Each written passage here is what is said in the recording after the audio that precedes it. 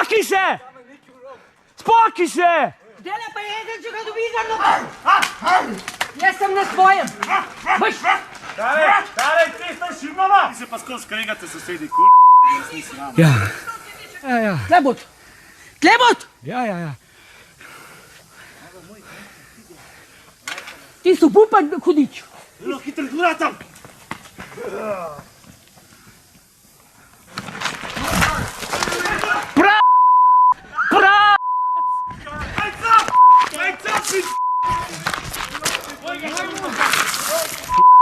O, mater!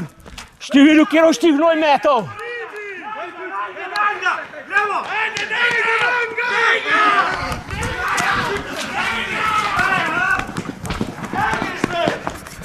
Pa kvasa! Tako se dereš, se cel okružnik zbudil. Mihael in njegova mama sta na robu živci, prepričana, da ti fantje prihajajo po naročilu njunega soseda. Te scenarije sosed že pripravlja, jih je že več. Se pravi, leta 2022 je naredil policijski konstrukt, na bencinski črpalki je nekaj gorel, sem šel pogledat, sem rekel, kaj se dogaja. Je prišel z motorjem za mano in me sledil in me obtožil, da sem punčke snimil, kar ne drži. Pred 2 dnevoma sta z mamo na dvorišče, fasado in pred vhodna vrata dobila kar gnoj, ki ga do našega prihoda še nista uspela v celoti počistiti. Sva bila v strahu, da se bo zgodil večji napad, sva šla potihem ven, sem rekel, če bo treba slučajno kaj obraniti ali pa preprečiti, in nenadoma gnoj poletel, kar nisem niti pričakovala.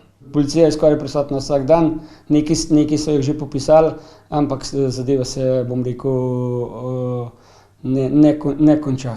Prepričan je, da si želi sosed polastiti njuno posest in jo pripraviti do tega, da ta kraj zapustita. Ampak ne bova.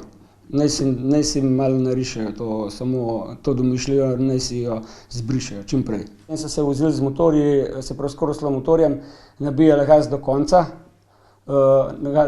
zato da me vznemirjajo. Enkrat sem tlele zadaj za hišo travo kosil, je prišel z motorjem, ki je prišel do območja, ki me je videl, pa gas nabil do konca, da sem se tako strašil. Pravi, da posluša žaljivke vsakič, ko stopi iz hiše. V strahu živi po dnevi in po noči.